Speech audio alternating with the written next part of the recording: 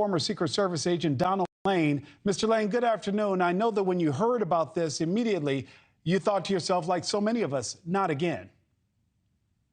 Absolutely, Nick. I mean, what a tragedy, what a horrible thing to happen, becoming far too common, unfortunately, this gun violence, particularly usually with younger offenders. So, yeah, it's definitely not good. Donald, in situations like this, when an attack is allegedly a targeted one, what do police mean by that? And what is their next step of action? Well, when you're talking about a targeted shooting, there was a specific individual, usually one, perhaps two or more, but I think in this case one. So it was targeted towards someone, toward a particular individual. And the other folks that were injured and killed were just simply in the line of fire, so to speak, caught by crossfire for the intended subject of the shooting.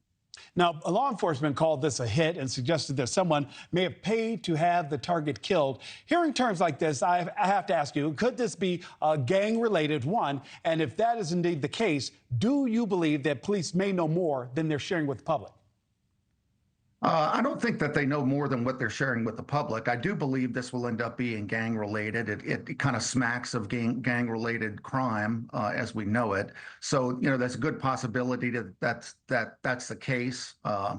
I also believe here that they used, I'm hearing that they used a certain device that you can attach to a pistol that would have made the semi-automatic pistol a fully automatic pistol. So I do believe it's probably gang-related. Donald, talk to us about that. You just touched on that. When they're talking about they converted it to an automatic weapon, people at home may be thinking, what does that mean? What kind of weapon might have been used, and what do they mean by that? So what it is it's called a Glock switch. That's kind of the nomenclature for it, or a term that's being used anyway. And it's a device that you attach to the weapon, to the sear, which is a part of the trigger mechanism, which basically a semi-automatic pistol, every time you pull the trigger, you have to release and then pull again. What this device does is it allows a person to put an extended magazine, let's say, on the weapon if they want to, pull the trigger once, and all the shots are going to come out just like a machine gun. So it's a very, very dangerous device, certainly, that police are starting to see around the country. Donald, last question I have for you before I run out of time. Things like this happen in areas where people just aren't expecting it. This place is as innocuous as maybe the Mall of America. You just don't think of things like this happening. Is there anything that can be done to prevent attacks in public recreational areas like this? People often bring up gun control after incidents like these. Would that help in combating these kinds of crimes on so-called soft targets?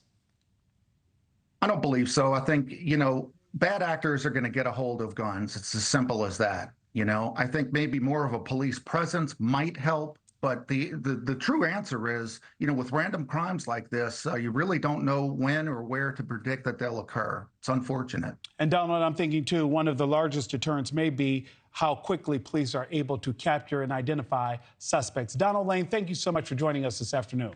Thanks so much for watching. Go to joinnn.com to find NewsNation on your television provider. And don't forget to click the red subscribe button below to get more of NewsNation's fact-driven, unbiased coverage.